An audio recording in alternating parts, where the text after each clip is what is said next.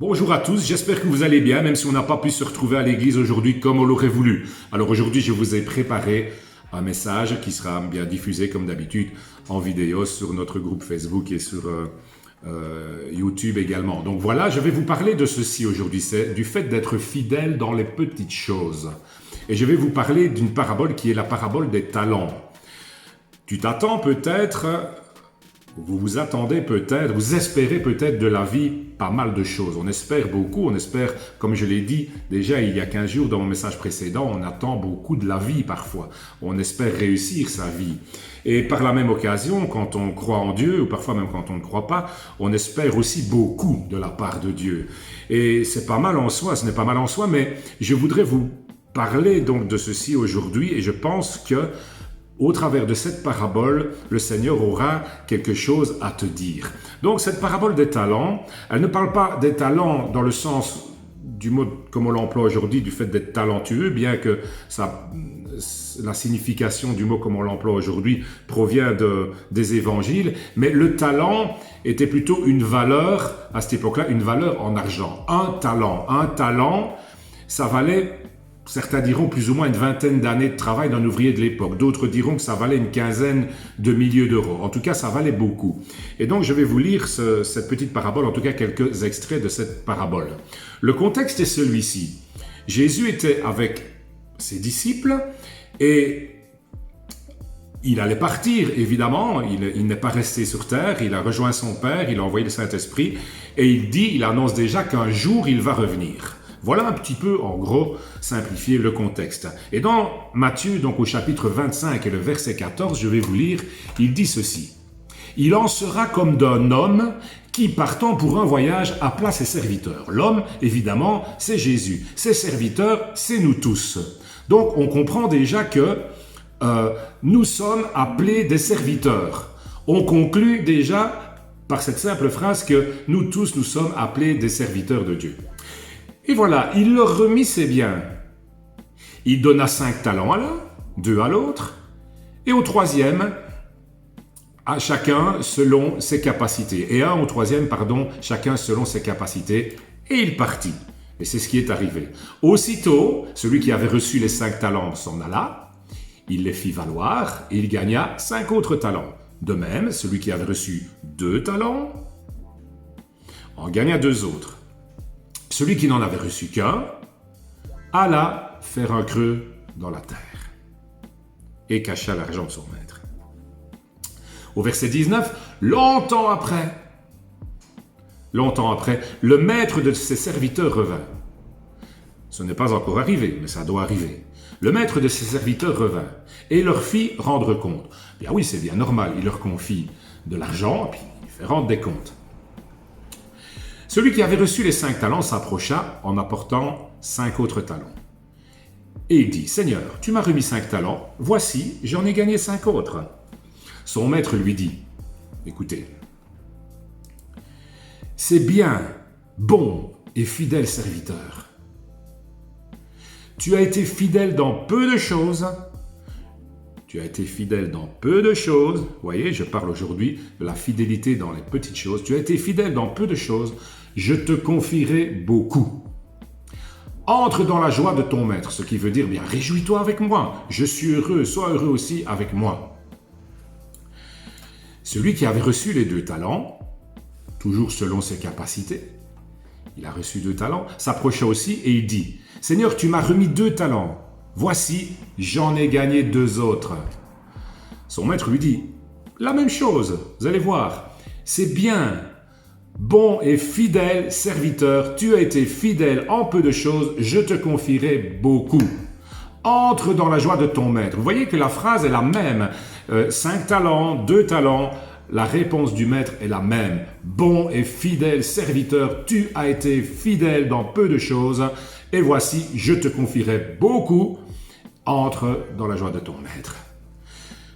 Puis il y a ensuite celui qui n'avait reçu qu'un seul talent, toujours bien selon ses capacités.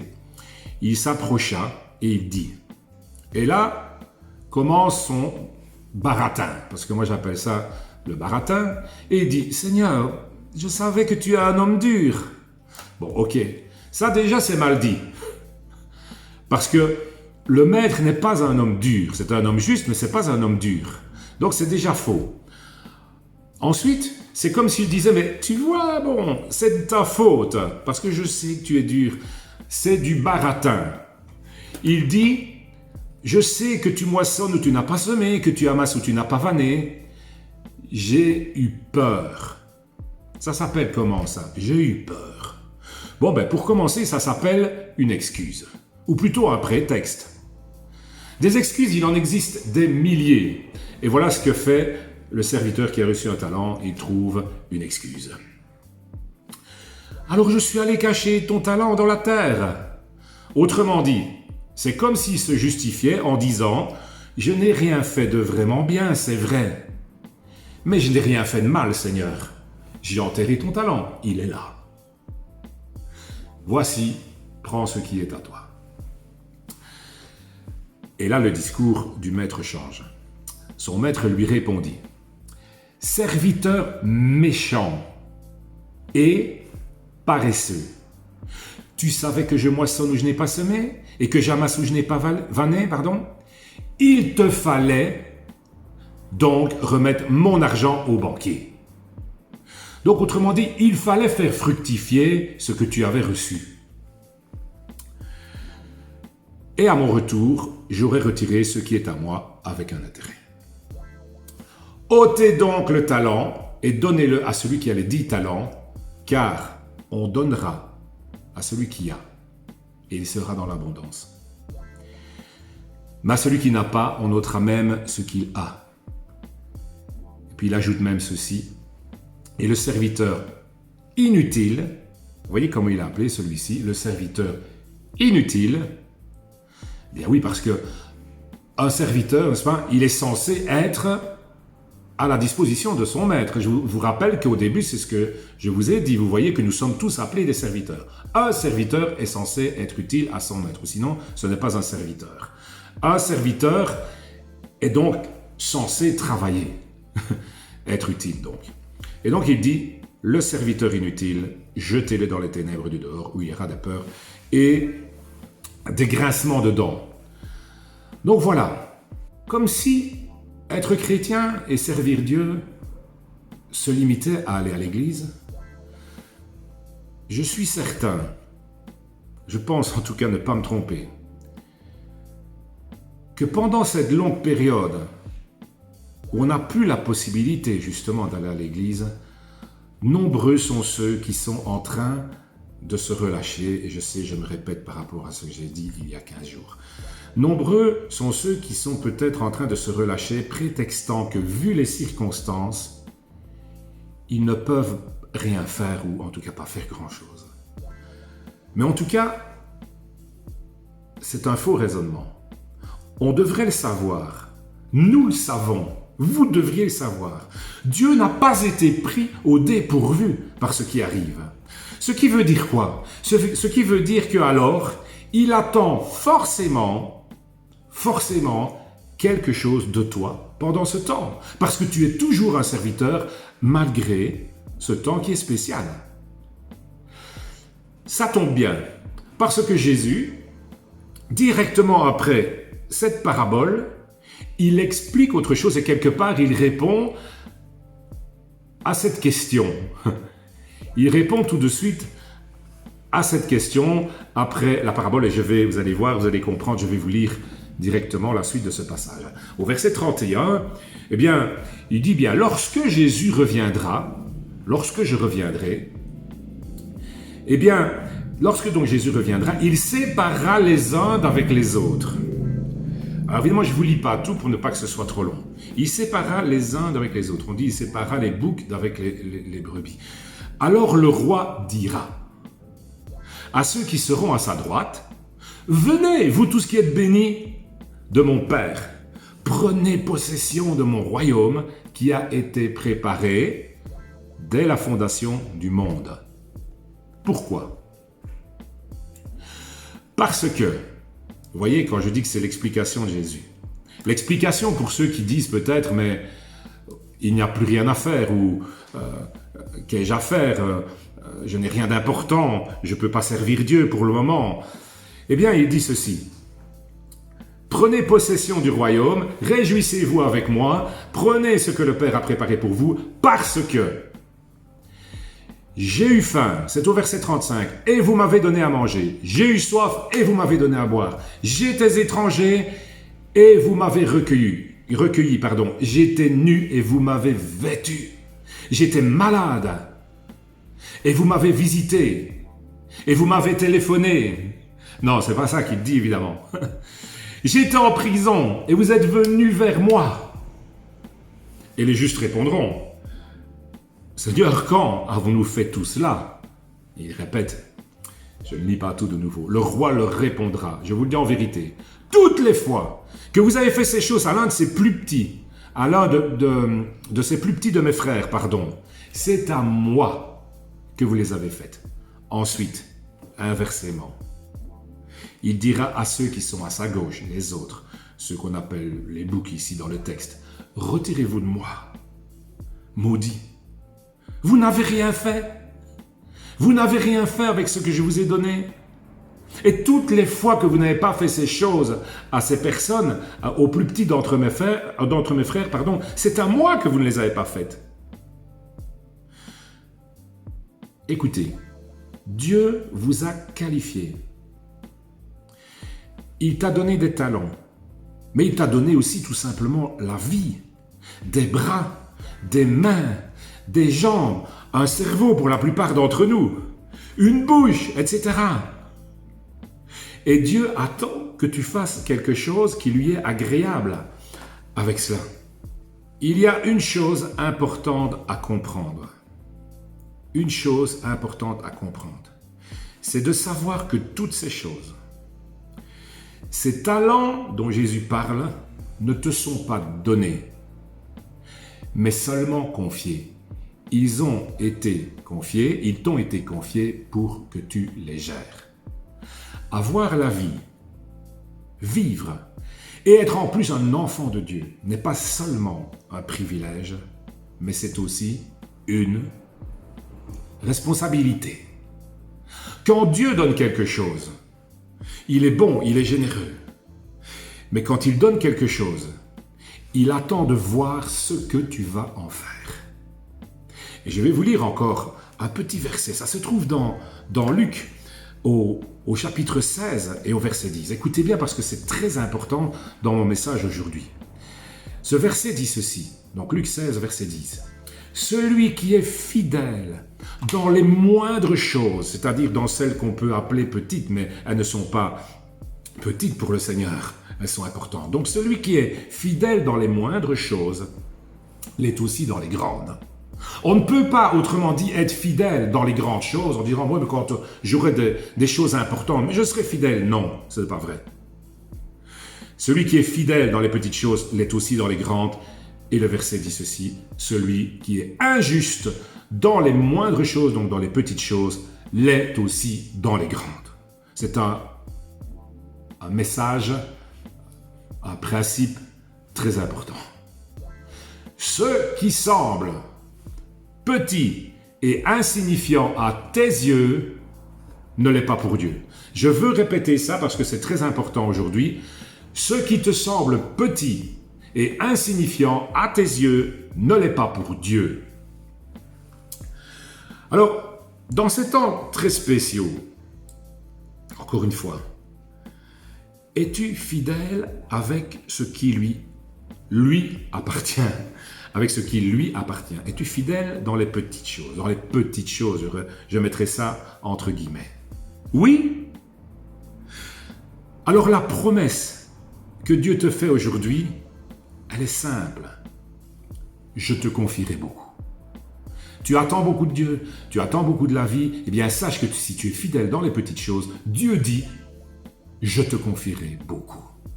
La réponse est-elle non? La réponse est-elle hésitante? Eh bien, souviens-toi de ceci. Un chrétien qui n'est pas fidèle, je dirais qu'il n'est pas régulier dans son travail, parce que c'est ça être fidèle. Sous quelque forme que ce soit, un chrétien qui n'est pas régulier, qui n'est pas fidèle, est en danger. Souvenez-vous, parce que ça me fait penser à ce texte, souvenez-vous de cette parole que Jésus adresse à l'église d'Éphèse quand il lui dit « Attention, Tu as abandonné ton premier amour. Repens-toi, sinon je viendrai, je vais ôter mon chandelier. Celui qui n'est pas fidèle dans les petites choses est en grand danger. Et ça, c'est important de vous le dire, de vous prévenir. Que ce soit par ton témoignage, que ce soit par ton dévouement, que ce soit par ton argent même, que ce soit par ton amour tout simplement, que ce soit par ton temps, que ce soit par ta prière, que ce soit par ton intérêt grandissant pour l'Église et tout ce qui s'y fait, que ce soit par ta vie tout simplement. Donc, reste fidèle, reste fidèle. Le serviteur, vous savez, ne fait pas seulement les choses qu'il aime et qu'il a envie de faire. Le serviteur ne fait pas seulement les choses quand le projet lui plaît. Alors, je ne sais pas si cela a un rapport direct avec ce que je viens de dire.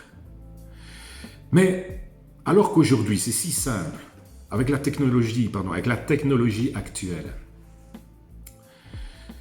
il me semble pourtant que je vois le nombre de personnes diminuer à la prière, comme si l'intérêt pour ce que nous faisons diminuait.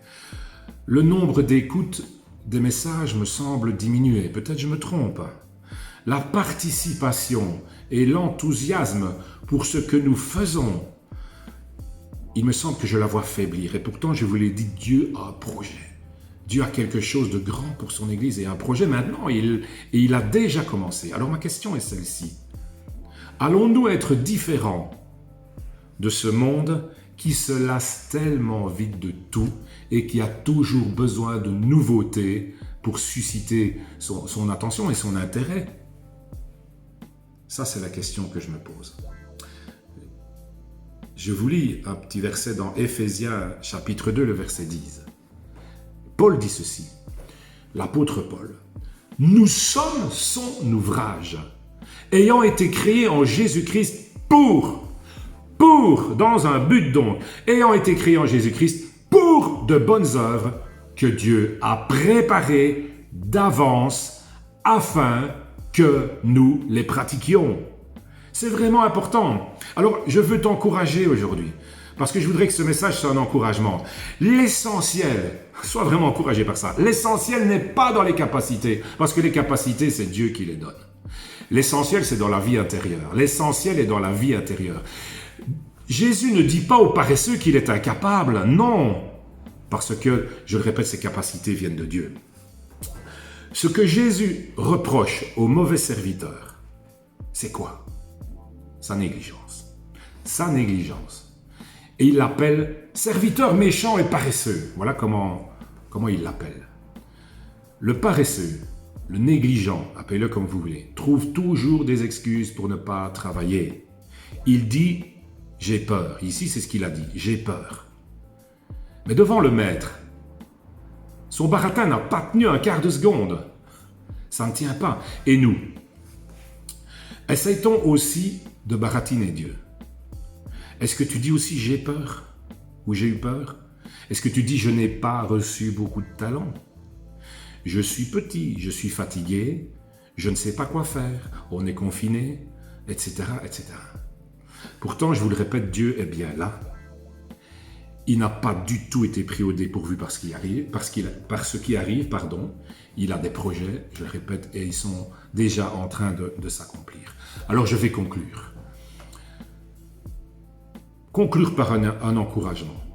Pourquoi ? Parce que c'est sans doute une question que certains se posent de temps à autre. Pourquoi la bénédiction ne vient pas toujours complètement ? Parce que Dieu donne, et quand Dieu donne, il attend. Il attend. Que vas-tu faire de ce que tu as reçu ? Que vas-tu faire avec le peu de choses ? Parce que ce peu de choses, ce que tu considères peut-être comme le peu de choses, le peu de talent que tu as reçu de Dieu, ont une grande importance, ont une grande valeur pour Dieu qui te les a donnés. Alors, je reviens à cette question du début. Peut-être tu attends beaucoup de la vie, peut-être tu attends beaucoup de Dieu. Sache une chose qui va être un encouragement pour toi aujourd'hui.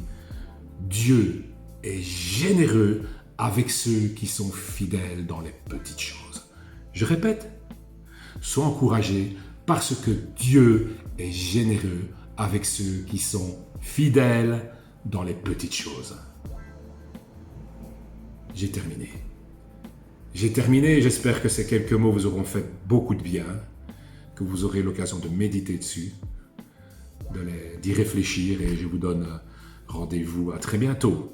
Bon, je l'espère le plus vite possible à l'église. Voilà, bye.